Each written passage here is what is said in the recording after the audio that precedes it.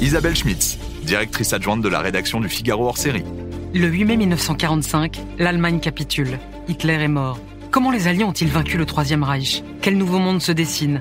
Le Figaro hors série fait revivre les jours où le destin de l'Europe s'est joué. Le Figaro hors série, 1945, la chute. En vente chez votre marchand de journaux.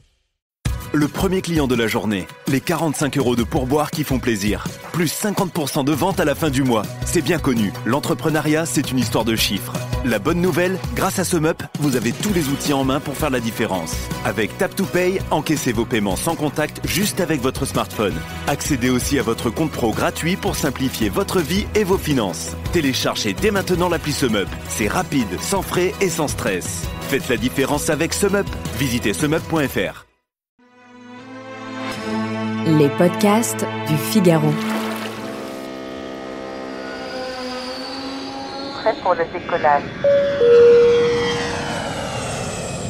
Quand on subit un choc, une agression, un terrible accident de la vie, difficile de croire que nous allons nous en relever. Mais comment surmonter l'indicible et comment de nouveau faire face au monde ? Et si justement la solution c'était de partir à la découverte de ce monde ?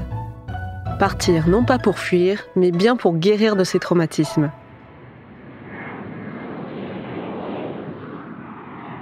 Nos sociétés le prônent à qui veut bien l'entendre. Le voyage serait thérapeutique, voire miraculeux. Une idée aussi vieille que l'humanité. Dans un premier temps, on vadrouillait pour survivre. Puis très vite, on a commencé à voyager pour des raisons religieuses. Les premiers pèlerinages remonteraient même au néolithique, c'est dire que l'histoire est ancienne. Au-delà de la découverte et des désirs de conquête, l'humain a souvent pérégriné pour guérir son âme. Et cette idée est restée. Preuve en est, les chemins qui mènent à Saint-Jacques-de-Compostelle battent chaque année des records de fréquentation. En moyenne, une hausse annuelle de 10% du nombre de pèlerins. En 2023, ils étaient près de 450 000 à atteindre la cathédrale de Santiago de Compostela. Mais alors, voyager soigne-t-il réellement ? Pour certains individus, le voyage est une période importante de leur vie, surtout s'ils le font seuls. Car partir en solo, et pas forcément en groupe, peut renforcer l'estime de soi, mais aussi donner l'impression de rebondir. Quand on a subi des traumatismes, l'espace public peut paraître effrayant. Voyager devient donc un moyen de se réapproprier le monde, faire de nouveau confiance à son instinct. Mais rien ne sert d'entamer un voyage trop ambitieux, de battre des performances. Il faut avant tout s'écouter, ne pas faire du voyage un but en soi, mais bien une étape. Ne pas sacraliser ce moment, mais bien le vivre comme une forme de continuité de son parcours. Les doutes, les peurs, les inquiétudes, les angoisses, tout ça ne disparaît pas une fois franchi le seuil de sa maison avec son sac à dos. Dans tous les cas, quand on a subi un traumatisme, mieux vaut se faire aider. Être suivi par un professionnel, comme un psychiatre, un psychologue ou un psychothérapeute. Ne pas entamer ce chemin en pensant pouvoir tout surmonter par soi-même. Le voyage est une clé, mais n'est pas la seule solution. Il donne avant tout à voir une autre réalité que celle à laquelle nous sommes confrontés au quotidien. Il nous oblige à sortir de notre confort et à entrer en contact avec les autres.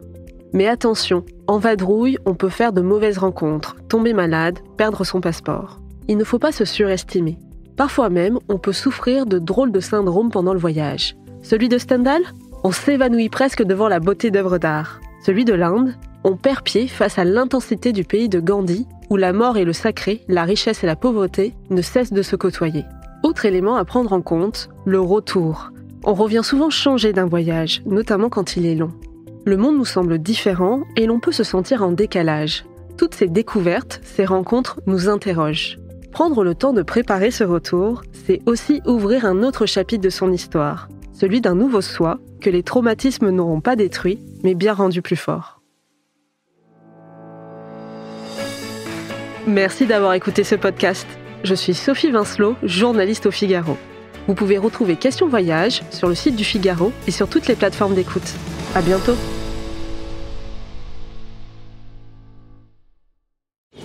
Isabelle Schmitz, directrice adjointe de la rédaction du Figaro hors série. Le 8 mai 1945, l'Allemagne capitule. Hitler est mort. Comment les Alliés ont-ils vaincu le Troisième Reich ? Quel nouveau monde se dessine ? Le Figaro hors série fait revivre les jours où le destin de l'Europe s'est joué. Le Figaro hors série, 1945, la chute. En vente chez votre marchand de journaux. Isabelle Schmitz, directrice adjointe de la rédaction du Figaro hors série. Le 8 mai 1945, l'Allemagne capitule. Hitler est mort. Comment les Alliés ont-ils vaincu le Troisième Reich ? Quel nouveau monde se dessine ?